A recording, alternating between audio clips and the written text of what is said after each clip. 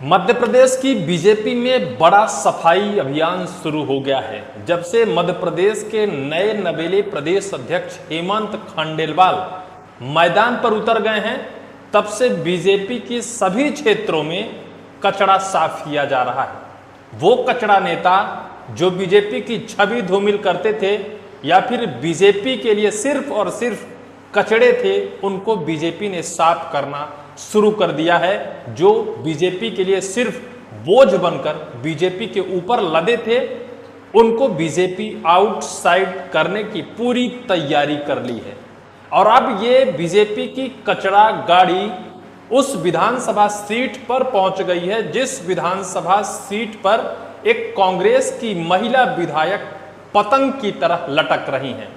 ना तो उन्होंने कांग्रेस को छोड़ा, ना तो उन्होंने बीजेपी में शामिल हुई, ना तो वो बीजेपी की रही और ना वो कांग्रेस की हैं। आज भी वो बीच में पतंग की तरह लटक रही हैं। लेकिन अब उनकी विधानसभा में दोनों पक्ष के कार्यकर्ता और जनता उनका बहिष्कार कर दिया है। ना तो बीजेपी वाले उनको पसंद कर रहे हैं, ना तो कांग्रेस वाले उन्हें पसंद कर रहे हैं। उनकी मंशा तो कुछ और थी, लेकिन अब बीजेपी के इस सफाई अभियान में वो शायद टारगेट बन गई हैं और अब बीजेपी की कचरा गाड़ी वहां तक पहुंच गई है। उस कचरे को किस तर्ज पर साफ किया जाएगा। सबसे पहले उनके इतिहास के बारे में आपको जानना अत्यंत दिलचस्प होगा। कैसे उन्होंने चुनाव लड़ा, कैसे उन्होंने पहली बार ही विधायक बन गई। दरअसल हम बात कर रहे हैं मध्य प्रदेश के वीना विधानसभा सीट की। कांग्रेस की तरफ से पहली बार की कांग्रेस की टिकट से बनी विधायक निर्मला सप्रे। निर्मला सप्रे विधानसभा चुनाव 2023 में कांग्रेस की तरफ से विधायक तो बन गई, लेकिन कांग्रेस से उनका मोह भंग हो गया। उन्होंने कांग्रेस को त्यागने का प्लान बना लिया। इसके बाद लोकसभा चुनाव आया 2024 और उससे ठीक पहले जब मध्य प्रदेश के मुख्यमंत्री मोहन यादव और तत्कालीन प्रदेश अध्यक्ष बीडी शर्मा वीना विधानसभा सीट पहुंचते हैं, सभी के साथ मंच पर चढ़कर वो भारतीय जनता पार्टी का पट्टा पहन लेती हैं। यानी बीजेपी में शामिल होना वो प्रदर्शित कर देती हैं कि अब हम कांग्रेस की तरफ से नहीं हैं, अब हम बीजेपी की तरफ से हैं। लेकिन उस टाइम तत्कालिक स्थिति ये थी, तुरंत ही विजयपुर विधानसभा सीट पर रामनिवास रावत तत्कालीन वन मंत्री ने कांग्रेस को छोड़कर बीजेपी में शामिल हुए। वहां चुनाव हुआ। चुनाव में बीजेपी के वन मंत्री रामनिवास रावत को करारी हार मिली। इसके बाद दल बदलू नेताओं के अंदर भय सा समाहित हो गया। उनके मन में ये लगा रहा, पहले से उन्हें लगता था कि मोदी की हवा है, मोदी की आंधी है, कोई खूंटा गिरमा किसी को भी अगर बीजेपी की टिकट मिल जाए तो हर कोई जीत जाएगा। बच्चे से लेकर बूढ़े तक, चाहे किसी की कोई पहचान ना हो, क्योंकि मोदी लहर है, मोदी की हवा है, मोदी की आंधी है, हर कोई जीत सकता है। लेकिन ऐसा कुछ नहीं हुआ। विजयपुर विधानसभा सीट में जब उपचुनाव हुए तो बीजेपी के उम्मीदवार रामनिवास रावत की करारी हार हुई। उस टाइम से दल बदलू नेताओं के अंदर एक डर का माहौल जन्म लिया। तब से निर्मला सप्रे पतंग की तरह लटकी रही, क्योंकि बीच में कांग्रेस के जो नेता रहे, कांग्रेस के जो जिम्मेदार मध्य प्रदेश के अध्यक्ष रहे, उन्होंने उनको कांग्रेस से बहिष्कार कर दिया। बहिष्कार ही नहीं, उन्होंने यह कह दिया कि अब हम निर्मला सप्रे को अपनी बैठक अपने कार्यालय में बैठने नहीं देंगे। कार्यालय के दरवाजे उनके लिए बंद हो गए। बाद में यह बात भी आई कि कांग्रेस की तरफ से कहा गया कि वो कांग्रेस से इस्तीफा दें, विधायकी से इस्तीफा दें, पुनः उपचुनाव हो। लेकिन इस बात पर निर्मला सप्रे ने चुप्पी साध ली। चुप्पी इस वजह से साध ली कि उन्हें भय था कि अगर उपचुनाव होता है तो बची खुची विधायकी भी हमारी खत्म हो जाएगी। बाद में कांग्रेस हाईकोर्ट का शरण लिया, हाईकोर्ट तक गया। कांग्रेस के नेता हाईकोर्ट में यह याचिका लगाए कि आखिर जब वो बीजेपी के मंच पर बैठती हैं तो फिर कांग्रेस से उनकी सदस्यता समाप्त की जाए, फिर से उपचुनाव हो। लेकिन इस पर भी अभी तक कोई खास सुनवाई नहीं हो पाई। अभी तक निर्मला सप्रे सिर्फ और सिर्फ पतंग की तरह लटक रही हैं।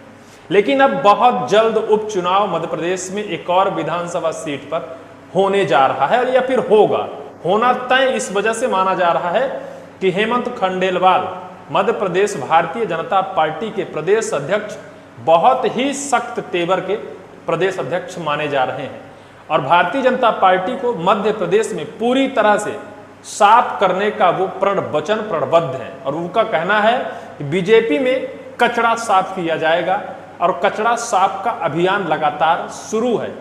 जैसे अभी बीते 1-2 दिन पहले कुछ ऐसे नेता रहे जिनके बेटों के द्वारा लगातार सुर्खियां बटोरी गई, बीजेपी की छवि धूमिल की गई।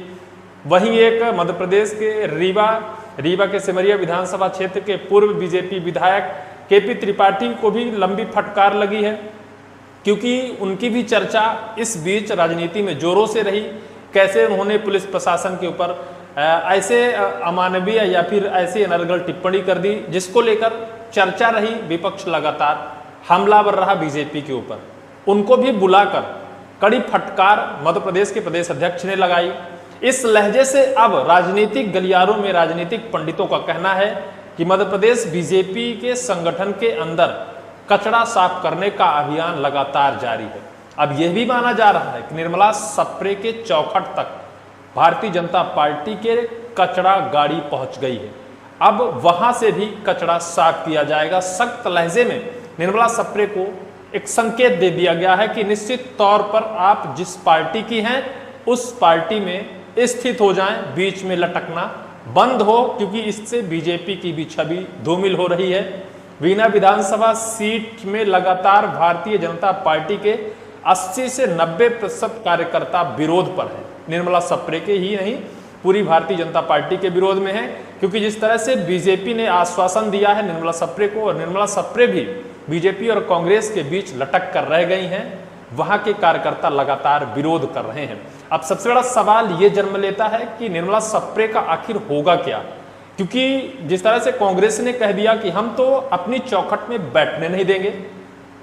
बीजेपी में वो किसी तरह दबदबा कर घुसना तो चाहती थी, लेकिन विधायकी जाने के डर से वो बीजेपी में नहीं घुस पाई। अब हेमंत खंडेलवाल की अगुवाई में कचरा साफ करने के अभियान में क्या निर्मला सप्रे की विधायकी को साफ किया जाएगा और उनकी विधानसभा की यह सदस्यता रद्द की जाएगी, और विधानसभा की सदस्यता रद्द होते ही मध्य प्रदेश में फिर उपचुनाव होंगे। तो क्या भारतीय जनता पार्टी निर्मला सप्रे को फिर से उपचुनाव लड़ने की टिकट देगी, क्योंकि पूर्व में जो रहे विधायक वो भी कतार में खड़े हैं। वीना विधानसभा सीट से जो पहले विधायक रहे वो भी कतार में हैं और वो भी टिकट की उम्मीद लगाए बैठे हैं। अगर बीजेपी निर्मला सप्रे को टिकट देती है तो फिर बीजेपी के पूर्व विधायक जो रहे वो कांग्रेस की तरफ से उम्मीदवार बन सकते हैं। और अगर ऐसा होता है तो क्या विवादों के बीच फंसी निर्मला सप्रे भारतीय जनता पार्टी को विजय दिला पाएंगी?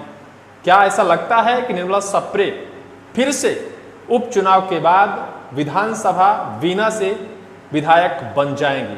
सबसे बड़ा सवाल यहाँ यही खड़ा होता है। वहीं जिस तरह से अभी हाल ही में विधानसभा का जो शीतकालीन सत्र चल रहा है, इसके बाद ही यह संकेत नजर आने लगे हैं कि जैसे ही प्रश्नकाल खत्म होगा इसके बाद ही मध्य प्रदेश में उपचुनाव की सुगबुगाहट तेज हो जाएगी।